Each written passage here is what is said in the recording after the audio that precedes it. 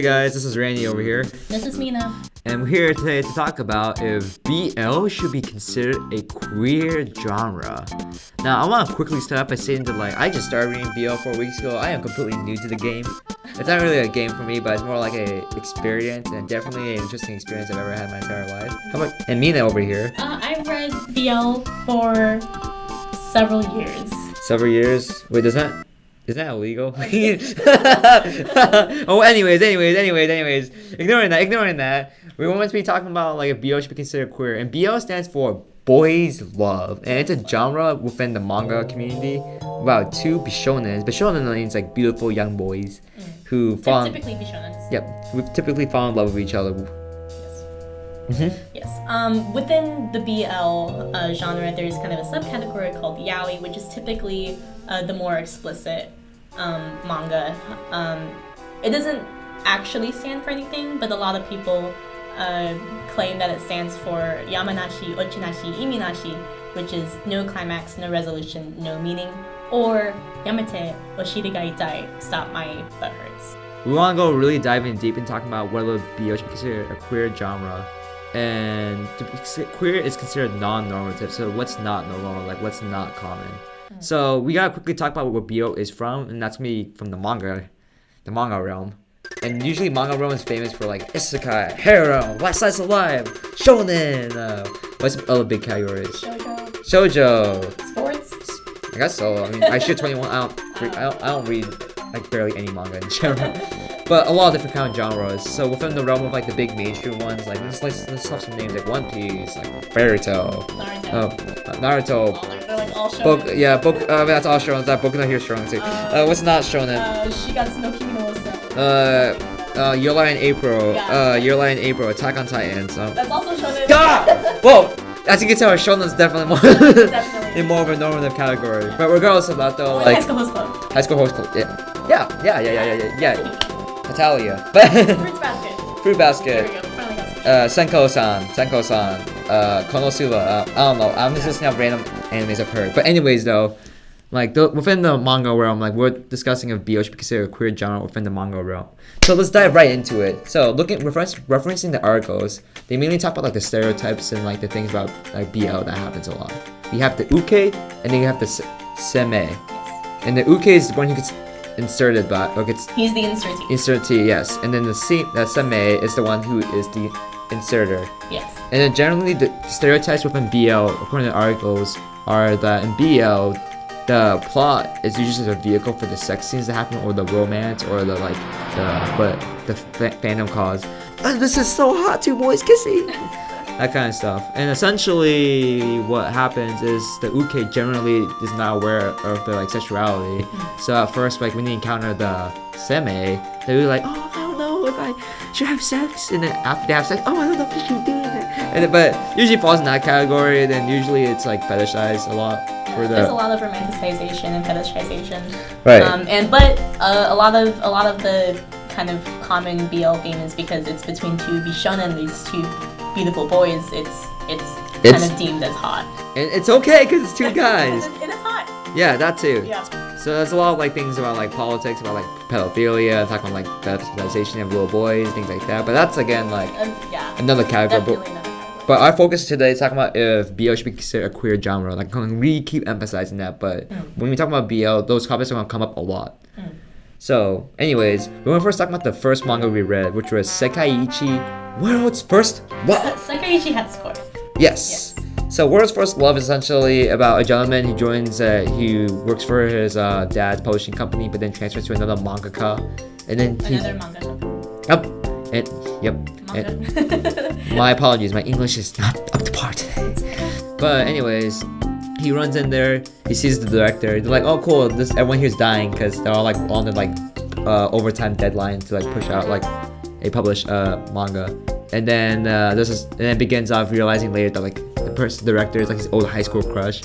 And there's huge romance issue because oh, he's my old high school crush, but I did something horrible to him back then, and oh, he did something horrible to me too. It's oh no. It's a lot of that, and then there's a lot of things about this that makes it over the top. First 20 pages, he immediately kisses the director because he had to do it for. The director kisses him. Oh yeah, the director goes up to him and He's not even the director. He's the editor in chief. that's director in my book. Essentially, though, the editor-in-chief was like trying to help a mangaka write draw a picture. So he's like, hey, let me give you an example. So he proceeds to grab the new employee, the protagonist, first day, and kisses him. And kisses him. Right. Which is, crap, I forgot the word. Which is... Sexual harassment. Yes, which is grounds for sexual harassment. And then, but the main character, of course, because it's BL, it's like, oh, well, I just completely forget about it and not talk about it ever again. And then it's like, essentially, though, like, it follows the category of, like, the unrealism, like, the unrealism, but, like, the... Not even the unrealism, but the no climax, no meaning. As long as there's two hot boys kissing each other, I am a happy Fujoshi. That's essentially what it is. Sekai-Ichi. And then our next manga we read was Color Recipe. Color Recipe, which is about a unpopular hairstylist because he's just really overly serious about anything.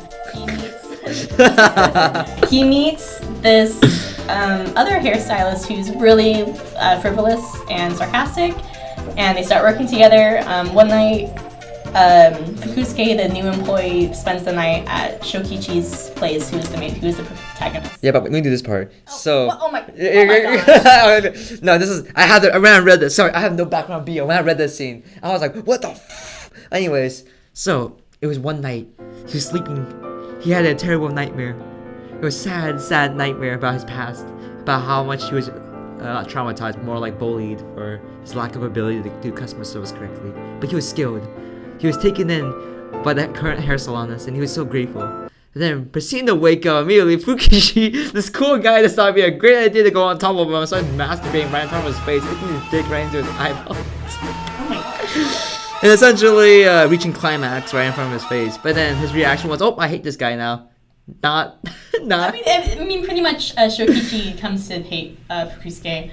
And then a lot of really creepy things start happening around Shokichi, and Fukusuke is there to kind of help him out through it. Right. So Shokichi begins to wonder, oh, maybe he's not so bad. Spoiler alert. He's crazy. A bad guy. He's crazy. He's a psychopath. He's crazy. Well, no, he's not necessarily a psychopath, because he can feel guilt.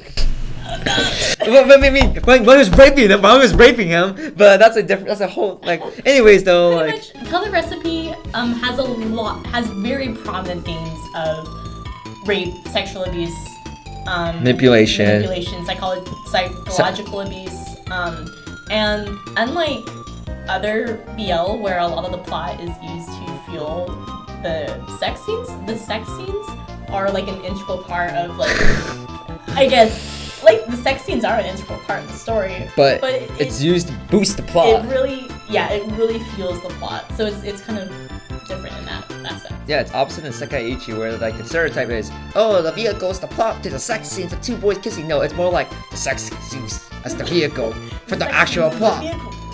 And, like, the plot's more important, because the plot's insane. Like, there's actually character development, too, and everything, but, like, that's what makes it interesting, because, like, you have a scene where Fukushi is, like, raping him, and he's like, Fukusuke, my bad. Sorry, Fukushi.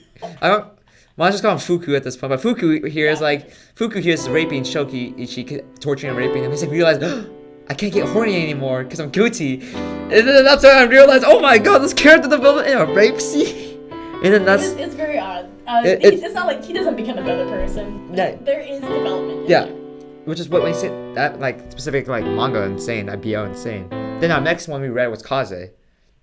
Oh, yes. Kaze to Ki no Uta, or the Song of the Wind and Trees. Yes, I wouldn't even know that was a BL. You didn't tell me that was a BL novel, like, not novel, but manga. Like, I wouldn't have known, because the plot is, it's like a whole world inside it. You got a gypsy main character named Serge, who enters school because his dad passed away, and he requests that he enters the school. And he's roommates with a man named Gilbert, who's essentially a prostitute. Well, he claims he's a prostitute. He's essentially a prostitute. Yeah.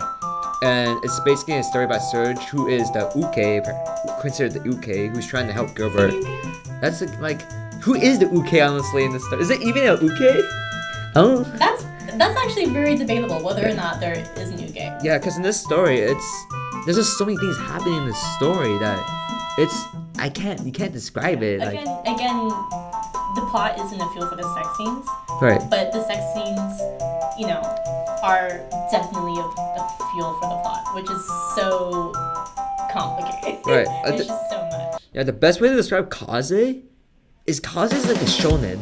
As weird as that sound. Kaze is like literally about a boy named Serge. He's like, It's a drama. Look. yeah, it's a drama, like historical, like romance, like tragedy. But it's like a shonen where like the main character be like, I gotta do everything that helps Gilbert, even though he can like demonize me. It's like I'll ignore all the rumors and be there for him.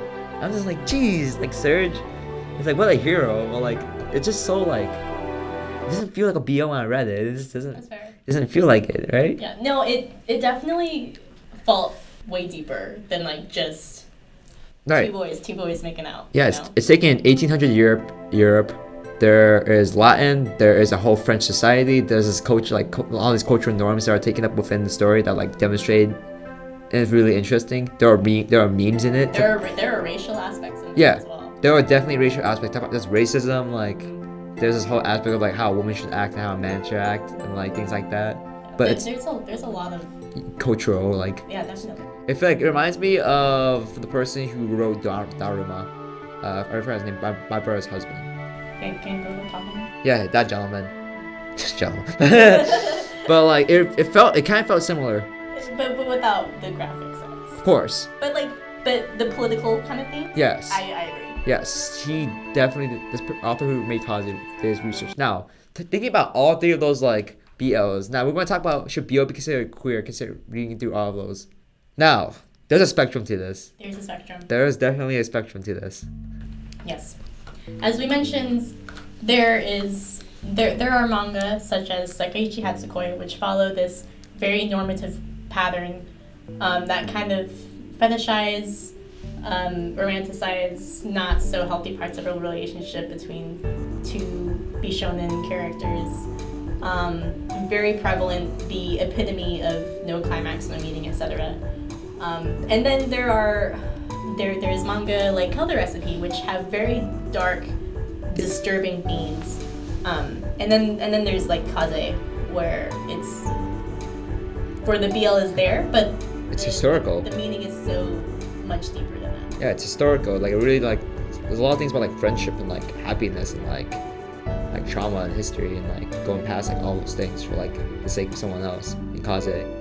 So when I'm considering a BL should be considered queer, when I would look at like for like the spectrum, for instance, like we're looking at a spectrum sense. Like if I was looking at BL and the first BL like the list of BL that comes up is like Sekai-Ichi, yeah, I consider it to be like in a sense pretty queer in the manga world. Yeah, in the manga world. Yeah, because considering the community base for it is, well, usually you don't read a manga to watch boys get fetishized, and then usually you read for entertainment. I mean, I guess that is in a sense of entertainment, but it's not common in the manga realm to for that to be like big topics for like people to talk about, because not usually am I gonna be like, guys, Ritsu just made out with the editorial. Yeah, like that's. I mean, that's not something I should be shouting out and be proud about. But then you read work like Color Recipe and like Kaze, like you can get to like this like philosophical, like deep like conversation about like topics of like what's their character development? Did they get better? Are they like these topics you can usually talk about within shonen or like other like kind of like mangas? Because like, back to the definition of no meaning, no climax, like it doesn't apply to these. Yeah, it does not apply to these at all. Like there is something you can develop from those things. Then whereas Sekai-Ichi and it's like so usually I would say typically like Sekai-Ichi is definitely more prominent BL that exists. Yes, it's definitely popular. But then the ones that like may potentially exist, like Kaze and they definitely exist. The ones, those ones that exist, like those are the ones I would consider to be like actually queer. Like queer too, but like not like the. Oh right, yeah, not like that. A different kind of queer. Yes, but so overall, would you say that you would consider BL queer then, or? I mean, you don't hear everyone shouting out like about like, hey guys, you see that rape scene? That was awesome. Like, no one's gonna. Now that'd be pretty. That was some really. These are some really queer elements. Those were some really queer elements in the elements. Yeah, I would consider them to be queer. Might be able to be a queer genre within the manga realm. Perfect. I would as well. Okay. What is that? No. Anyways, that's it for the podcast, guys. Thank you very much for listening. Ja, what did show say in the end of the manga? I don't know. All right, you owe me money. Get the fuck. Bye bye.